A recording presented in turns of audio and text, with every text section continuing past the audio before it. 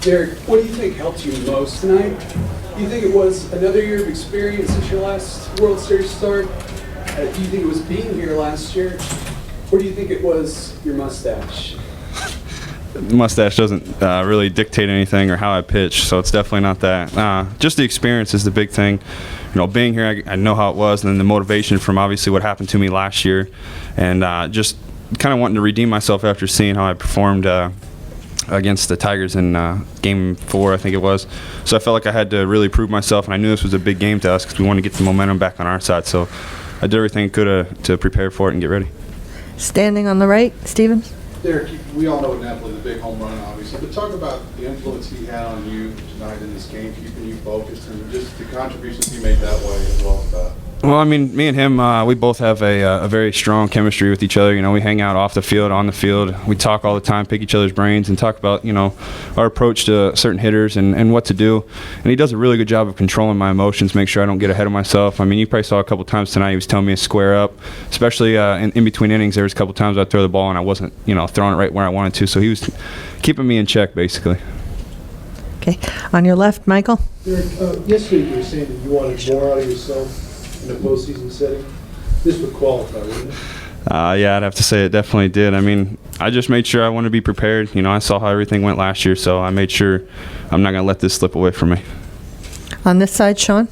Derek, I was wondering if you could talk about your two conversations with Wash tonight, the one prior to going out and the one in the ninth when he came to get you. Well, I heard some of Wash's stuff, so I'm going to get him back for that. But the first thing when I came into the game or the dugout, he stopped me. We did our normal handshake and everything, and then he told me, he's like, I know how your game plan is. You like to go in on guys, and don't try to hit anybody. I was like, I'm not going to. I know it would be a bad thing because of what happened, obviously, yesterday. So I made sure that when I went in, it was for to kind of brush him off the plate so I could expand the zone a little bit. And then the second conversation, I was begging, as he said. I didn't get on my knees.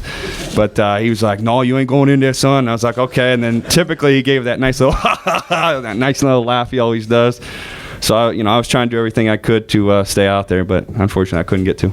Over here again. Peter. Derek, when he, in the beginning of the game, when he was talking to me, he puts both hands on your shoulders and he's talking to you like that. Is that unusual for Wash, or is that something he's done before with you? He does that a lot. He cares about his players. He's a very motivational coach. He gets into the game, as you guys seen him. He's like a track superstar on the dugout, but he's really into it every time, and he shows that he cares about every single one of our players. And he definitely showed that today when he had a nice little talk with me. On the other side, John. We've talked a lot about getting your emotions under control. Frankly, you've talked a lot about that.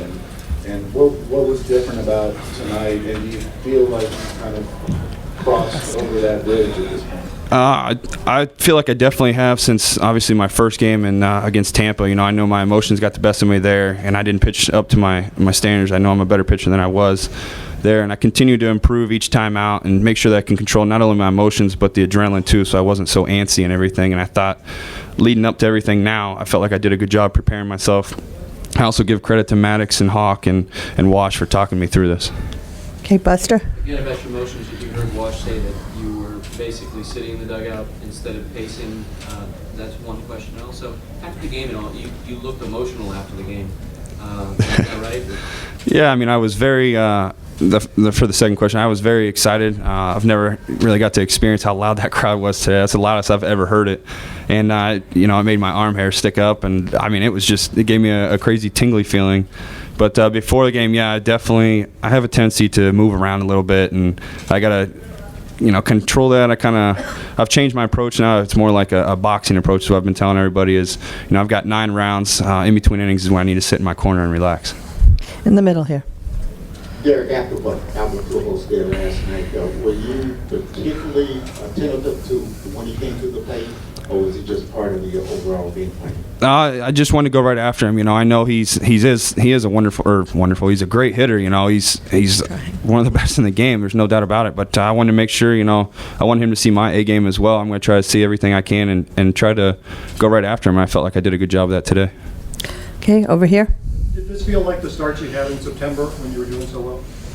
I mean, I guess you could say that. I just tried to make sure that on my mind, I was just wanting to stay focused and bounce back from my last start. To me, I wanted to make it also as a normal game. I didn't want to put too much pressure on myself and be like, hey, we have to win.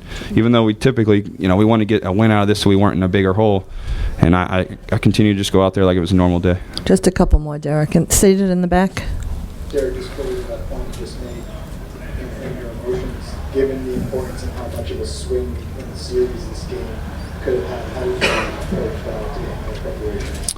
I just wanted to make sure I could go out there and execute all my pitches. That was the main thing. I wanted to go right after these hitters, and I wanted to show that I belong here. That was the main thing. I want to make a name out of myself, and at the same time, I want to get momentum back on our side. That was the big thing, and I knew it was a big game, so I knew I had to step up. So I made sure I could do everything to do that. Last one, Derek, right here on the aisle.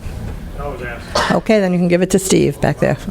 Hot Oh, mic. John, I forgot. Well, you got to take one more after this. Take a step back. What does all this mean to you?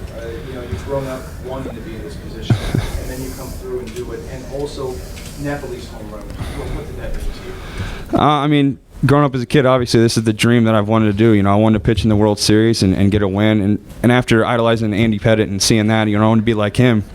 And I felt like I was capable of going out there and doing everything I could after last year. I wanted to redeem myself and show that I belong here to begin with, and I can pitch in a big game as well.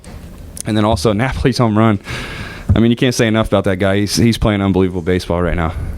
This is really the last one. John. That's fine. Is this the biggest thing that's happened in Newark, Ohio since the Longaberger basket? Yeah, the Longaberger basket. Yeah, this is huge for Newark. I know I got a lot of people back home in Newark watching and cheering for me. So I'm happy for what I got and blessed for all that, for all the great fans back in Newark.